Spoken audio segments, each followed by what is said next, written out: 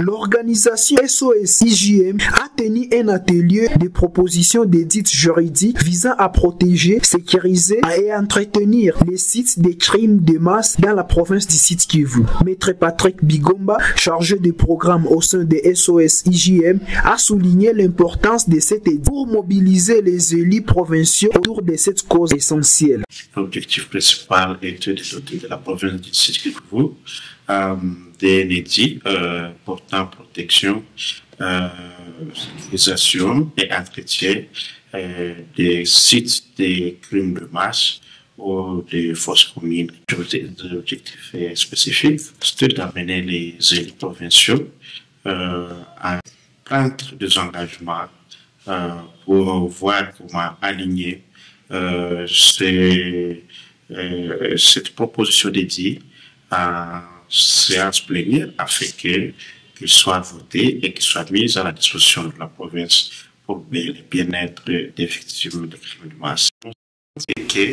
C'est de voir les députés provinciaux qui ont été réunis aujourd'hui sensibiliser les autres, mais aussi canaliser afin de mettre cette proposition d'édit dans les circuits afin que ça puisse être analysé dans différentes commissions, dans les bureaux d'études d'abord, puis dans deux commissions avant d'être soumis au niveau de l'Assemblée provinciale lors d'une plénière, d'une séance plénière, et que ça puisse être voté. Les députés provinciaux comme Wilonja Josué et Justin Mungwakonkwa ont exprimé leur soutien à cette initiative, affirmant qu'il est crucial de protéger les lieux sépulture des victimes. Avec Dieu, et les gens ont été enterrés pêle-mêle. Nous citons à Kassika, à Katongota, à Kanyola et partout ailleurs, à Mwenga Centre.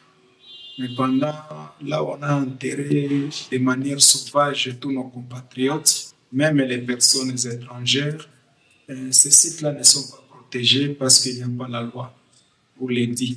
C'est pourquoi c'était club de réflexion des élites provinciaux du Sud Kivu. Nous sommes mis ensemble pour voir comment est-ce que nous pouvons mettre en place cette proposition de dire, les soumettre au Parlement ou à l'Assemblée, afin qu'elle soit votée et que ça ait vraiment force contraignante. Merci aussi cette équipe de députés, mais aussi les partenaires SOS IJM qui ne cessent vraiment de se soucier de certains sites. Moi, étant élu de la province de Kivu, et plus précisément dans le territoire de Walungu, je m'approprie cette proposition d'édit et je demande peut-être à mes collègues députés, lors de ces votes, que tous puissent vraiment prendre en charge tout ce qu'on va nous demander en termes de vote, juste pour que cet édit soit promulgué par la province. Les députés sont engagés à travailler ensemble pour faire adopter cet édit en séance plénière.